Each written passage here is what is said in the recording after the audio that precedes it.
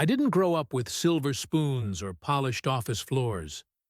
I grew up with dirt under my fingernails, calluses on my hands, and the scent of wet soil in the morning air. Life on the land wasn't just a backdrop to my story. It was the heart of it. I come from a long line of people who respected the earth not just for what it could produce, but for the life it could nurture. From a very young age, I learned that to plant a seed is to believe in tomorrow, to trust that the sun, the rain, and a little care will one day bring fruit. My earliest memories aren't of toys or television screens. They're of waking up before the sun rose to help my father water rows of seedlings, or walking barefoot through the fields with my grandfather as he inspected the crops with a wise and weathered eye. Back then, I didn't fully understand what we were doing. I just knew it mattered.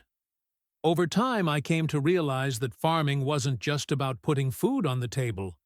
It was about rhythm, patience, and a kind of silent partnership with nature. And it was that slow, beautiful dance with the earth that drew me in for good. But why strawberries? Why not corn or beans or wheat, like so many others around me? The answer isn't complicated. It began with a single patch, a small corner of our land where my mother once planted strawberries just for our family. I still remember the joy on her face the first time those tiny red jewels peeked through the leaves. There was something magical about them, something delicate and full of promise. That patch became my obsession. I watched it closely, learned its moods, experimented with different ways to make the fruit sweeter, juicier, more plentiful. And over time, I saw a future in those little berries. Choosing to dedicate myself to strawberry farming wasn't just a business decision, it was a calling. I saw in that fruit not only potential for profit, but a symbol of what small, thoughtful agriculture could be: sustainable, human-centered, and rooted in care. Strawberries demand attention. They don't forgive laziness or shortcuts. But when you do things right, when you give them what they need, they reward you with beauty and sweetness. In many ways, they mirror the life of a farmer. Fragile, sometimes unpredictable, but profoundly rewarding. In the quiet revolution of family farming, I found my place. We don't work on assembly lines or rely on massive machines to churn out product. We work with our hands and hearts, season after season, making decisions that will shape not just our harvest, but our impact on the world. Sustainable agriculture isn't just a trend for us, it's survival. It means protecting our soil so the next generation can grow in it. It means using water wisely, giving back more than we take, and treating every plant like it matters. Because it does. I've come to believe that farmers like me hold an invisible thread that connects the earth to the table. We are the bridge between what grows and what feeds. Without us, the cycle breaks. And yet, so often, we are the ones overlooked.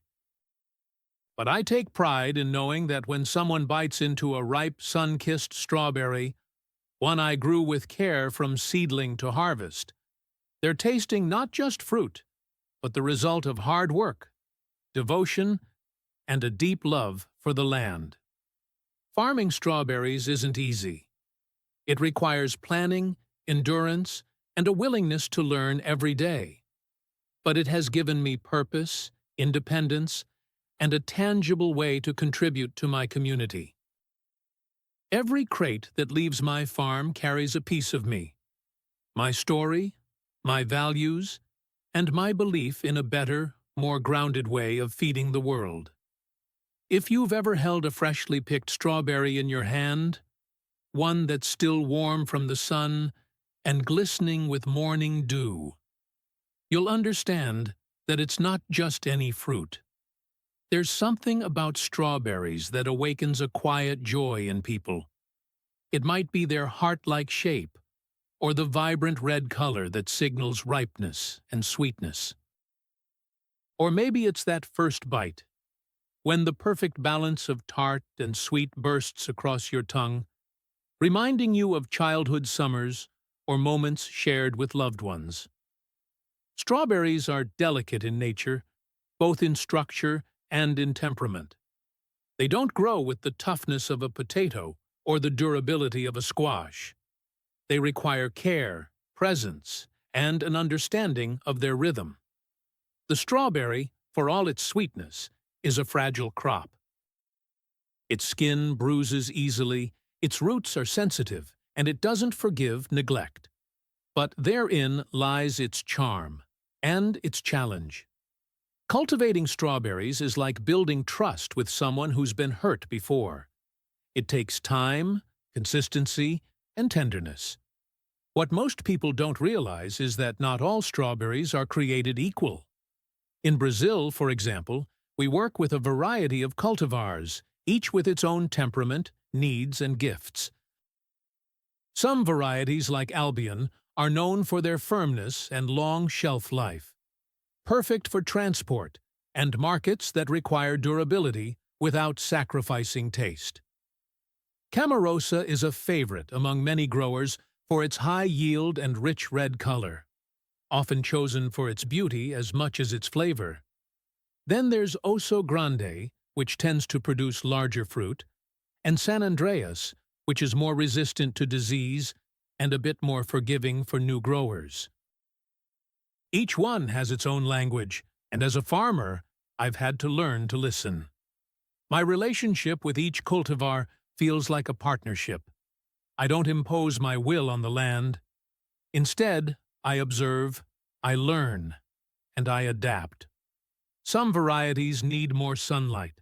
Others prefer cooler mornings. Some are best suited for open fields, while others thrive under protective structures like greenhouses. The soil they grow in must be just right, slightly acidic, well-drained, and rich in organic matter. You can't just throw strawberry seedlings into any patch of dirt and expect them to flourish. They're particular, and I respect that. The land we farm here isn't just any land. It sits at a higher altitude, which means cooler nights and slower ripening. A good thing when it comes to strawberries. That slower pace allows sugars to develop more fully, giving the berries a deeper, more complex flavor. The climate needs to be just right. Not too hot, not too cold, with good air circulation and enough humidity to keep the plants hydrated without inviting mold or mildew. But beyond the soil and the seed, timing plays an essential role. Strawberries don't respond well to unpredictability. They thrive when there's balance. That's why understanding the seasons and how they shift from one region to another is crucial. In warmer climates, we have to work with shading techniques to avoid scorching. In colder regions, frost protection is essential. Every farmer becomes a student of the weather, watching skies and winds like ancient navigators studied stars. One of the most powerful tools we have as strawberry farmers is controlled irrigation. Water is life, but too much of it, or too little, can ruin an entire crop. Precision is key. Through drip irrigation systems, I'm able to deliver just the right amount of moisture to the roots, avoiding waste and disease. It also gives me control over the nutrients delivered through fertigation, ensuring the plants receive exactly what they need, when they need it. You might think of strawberries as simple fruit, but to grow them well requires a symphony of planning, intuition, and dedication. Every small decision, when to water, how to prune, when to protect from pests or shelter from the wind, affects the flavor, size, and longevity of the fruit. This isn't industrial farming. This is craftsmanship, guided by science, but rooted in deep personal experience. People often ask me why I don't switch to something easier, something less sensitive, something more predictable. But the truth is, I don't farm strawberries just because they sell well. I farm them because they teach me something new every day. They keep me humble. They remind me that nature doesn't owe us anything, that we must earn every harvest with our care, respect, and commitment. And when I see a family walk away from my stand at the local market, holding a basket of strawberries with smiles on their faces, I know the work was worth it. They're not just taking home fruit. They're taking home the result of harmony between human and earth, between season and soil. They're tasting the story I live every single day. Long before a single strawberry plant ever touches the earth, there is a journey that begins quietly. A process that happens long before the fruit sweetens on the vine or draws the gaze of customers at the market. It starts with the land. Not just any land, but a living, breathing part of nature that must be understood, respected, and nurtured before it can give anything in return. Preparing the soil isn't just the first step in strawberry farming. It's a kind of ritual, one that sets the tone for everything that follows. When I walk through my fields in the early stages of planning a new season, I don't see empty ground. I see potential. I see a canvas. But more than that, I see responsibility. Before I touch a single tool, I spend time observing. How does the sun move across the plot? Where does water tend to pool after a heavy rain? What's the texture of the soil when I run it between my fingers? These details might seem small, but they carry a world of information. And then, of course, comes the science. I always start with a soil analysis, a kind of health check for the land. It tells me what the naked eye can't. The pH level, the nutrient content, the presence of organic matter, and whether the earth is truly ready to support life. Strawberries, as wonderful as they are picky when it comes to their home. They prefer slightly acidic soils, rich in organic matter, and well drained enough to keep their roots from drowning.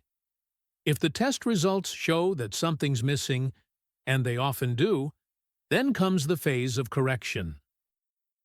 We adjust the soil using natural fertilizers and composts, sometimes adding lime to balance the pH or organic materials to enrich the ground. This part of the work feels like feeding a living being, giving the soil what it craves so it can, in turn, feed the plants that will feed us. It's not glamorous, and it doesn't happen overnight, but it is essential. Once the land is nourished and leveled, I move to what might be one of the most underappreciated but essential parts of strawberry farming: mulching or ground cover. To the untrained eye, this might just look like a layer of plastic or straw spread across the field, but to a farmer, it's a protective blanket, a guardian of moisture, a barrier against weeds, and a shield from soil-borne diseases. I usually use black plastic mulch, which absorbs heat, warms the soil earlier in the season, and keeps the environment beneath more stable. It also keeps the fruit cleaner, which matters more than most people realize. A strawberry lying directly on soil will almost always stain, soften, or rot faster. A strawberry resting on mulch? It stays clean, dry, and visually appealing. And then, finally, comes the planting itself, the moment when vision becomes action. In strawberry farming, we don't start from seeds. We begin with young plants, or seedlings, carefully chosen based on health, variety, and season. It's not unlike choosing companions for a long and difficult journey. I look for seedlings with strong, vibrant leaves and well-developed roots. I want plants that are ready to grow, not just survive. The act of planting each seedling is oddly intimate. There's a rhythm to it. Dig, place, cover, press, but it's not mechanical. Each movement is deliberate, with just the right spacing in between. Strawberries need room to breathe, to spread, to thrive. Too close together, and they'll compete for sunlight and nutrients. Too far apart, and you lose precious space and efficiency. Over time, I've learned the sweet spot, usually between 25 to 35 centimeters apart, depending on the variety. It's a small detail, but like everything in agriculture, small details add up to big results. Now, depending on the scale and resources of the farm, not every strawberry finds its home in an open field. Technology and technique have evolved, and today we have options, and each one tells a different story. Some growers, myself included, experiment with raised beds or elevated planting rows. These help with drainage and airflow, reducing the risk of root diseases and making the harvest easier on the back. Others move their crops under greenhouses or tunnels, which offer protection from harsh weather and allow for more controlled growing conditions. This is especially important during heavy rains or unexpected cold snaps. In recent years, I've also explored hydroponic systems, an approach where strawberries are grown in substrates instead of soil. It's clean, efficient, and often produces fruit with fewer blemishes. These systems use coconut fiber, perlite, or other mediums that allow precise control over water and nutrient delivery. It's a more technical method, and it requires a different kind of knowledge and investment. But it shows what modern farming can become when tradition meets innovation. Each method, whether in soil, in greenhouses, or in hydroponic towers, has its own rhythm and personality. And none of them are inherently better or worse. What matters is the match between the method, the climate, the budget, and the farmer's willingness to learn. I've tried them all in different ways over the years, sometimes blending techniques in the same harvest cycle. What I've learned above all is that planting strawberries isn't just a job, it's a conversation with nature. You don't command the land, you ask for its permission. You don't rush the process, you respect its timing. Every phase, from soil testing to the final planting, requires care, curiosity, and humility. Because in the end, you're not just planting crops, you're planting hope. You're planting stories that will grow, ripen, and someday be held in someone else's hand, sweet and full of sun. Farming strawberries is not simply about planting and waiting. If anything, the planting is just the beginning of a long, delicate dance that takes place every single day from that moment forward. Once the seedlings are in the ground, the real work begins, a constant rhythm of observation, care, and decision-making. In this phase, I become more than just a farmer. I become a guardian, a problem solver, a student of nature's moods. Every morning, I start my day walking between the rows of plants, bending down to observe the leaves, touching the soil with my hands, looking at the color of the fruit, and listening to what the field is trying to tell me. I can almost feel when something is off, a sudden shift in humidity, a dullness in the leaves, a strange mark on the fruit. All these tiny signals matter. Farming strawberries demands attention. You can't neglect them, not even for a day. They are as alive and sensitive as any living creature. One of the most vital aspects of caring for a strawberry crop, perhaps the most essential, really, is irrigation. Strawberries are thirsty plants, but they are also picky about how they get their water. Too much, and you risk root rot or disease. Too little, and they wither under the sun. Finding the balance is part science, part intuition. On my farm, I've tried different irrigation systems over the years. Drip irrigation has become my favorite. A quiet, efficient method that delivers water directly to the roots. It avoids wetting the leaves, which is important because excess moisture above ground can encourage fungi and other unwelcome guests. With drip systems, I can also mix nutrients into the water, feeding the plants while I hydrate them. It's a clean and precise way to work. But I've also used sprinkler systems, especially in the early stages when seedlings need a broader, more dispersed hydration. It depends on the weather, the stage of growth, and the specific needs of that week.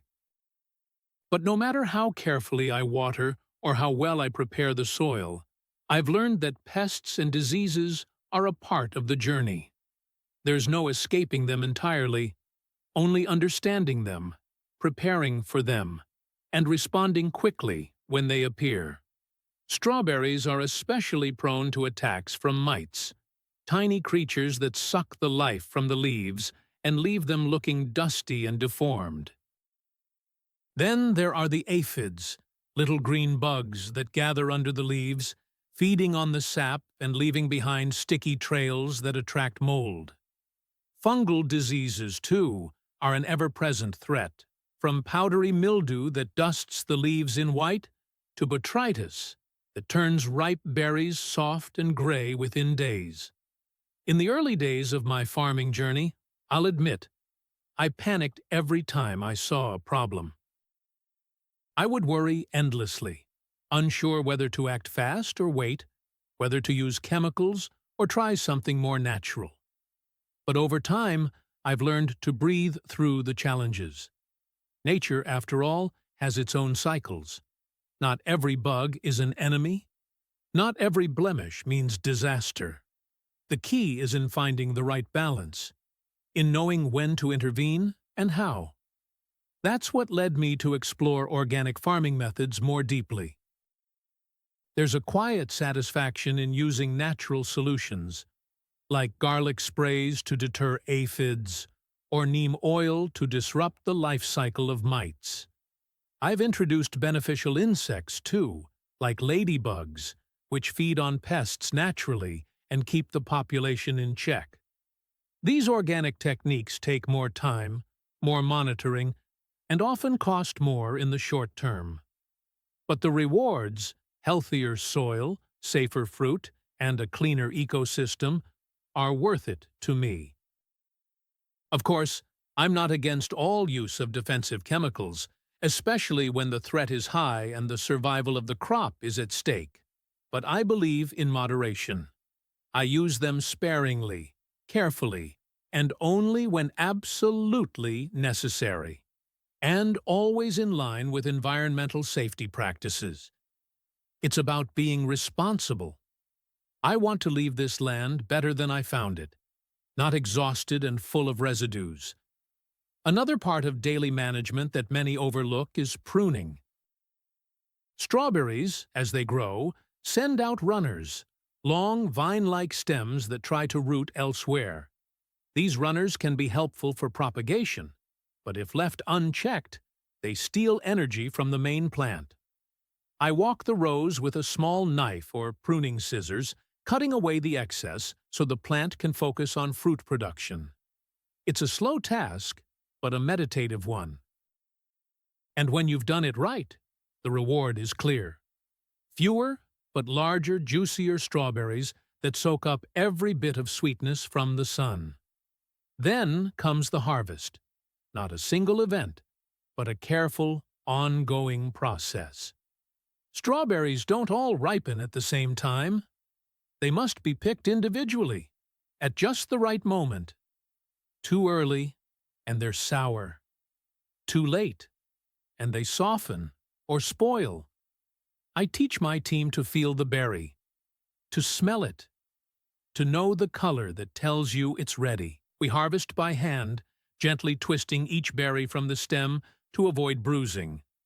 It's not fast, it's not mechanical, but it is the only way to ensure quality. Each fruit deserves that attention. And after the picking is done for the day, the work doesn't stop. Hygiene in the field is critical. We wash the equipment, clean the containers, and keep everything free from contamination. One dirty knife or unclean hand can introduce bacteria that spreads like wildfire through a vulnerable crop. I take these precautions seriously. Clean fields, clean tools, clean hands. It's not just a habit, it's a mindset.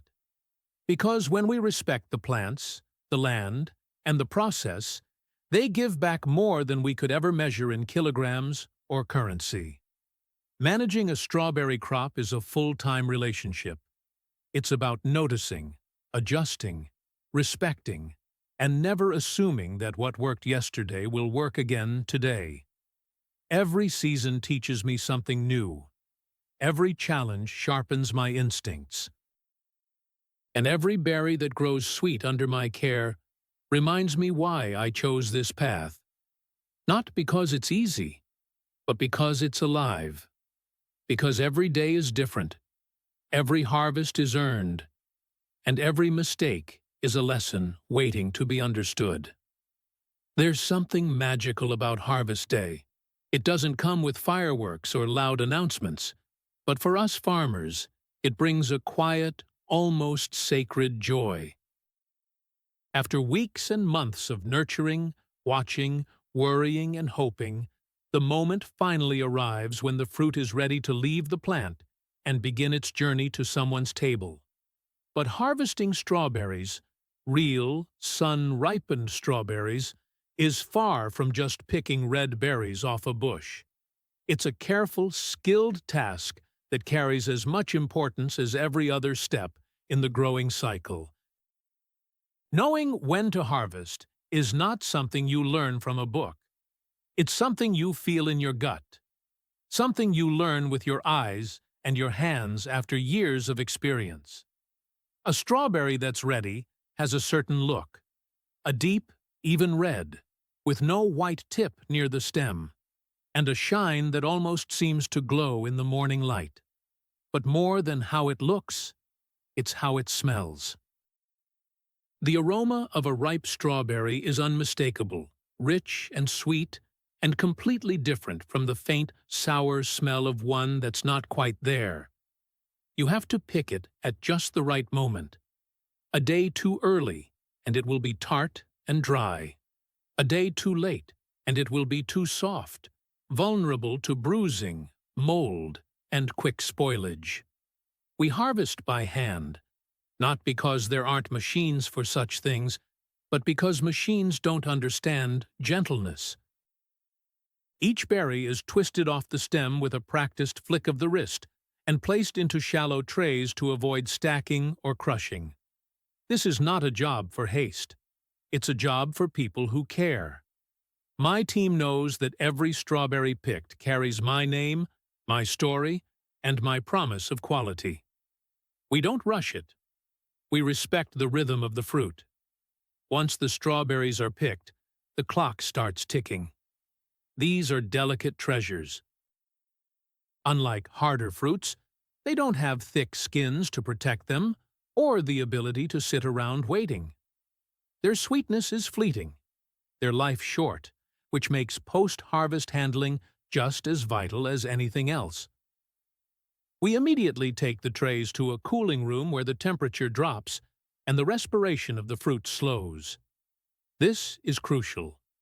Warm strawberries continue to breathe, which means they break down faster. But once cooled, they rest, and their flavor stabilizes. This process, called pre-cooling, is a must if we want the berries to maintain their quality. Packaging, too, is a thoughtful process. We use ventilated, food-safe containers that allow airflow and protect the fruit from being crushed or sweating. The goal is always to maintain freshness without adding unnecessary plastic or waste. I've spent years experimenting with different containers, labels, and formats, not just for function, but also for appearance.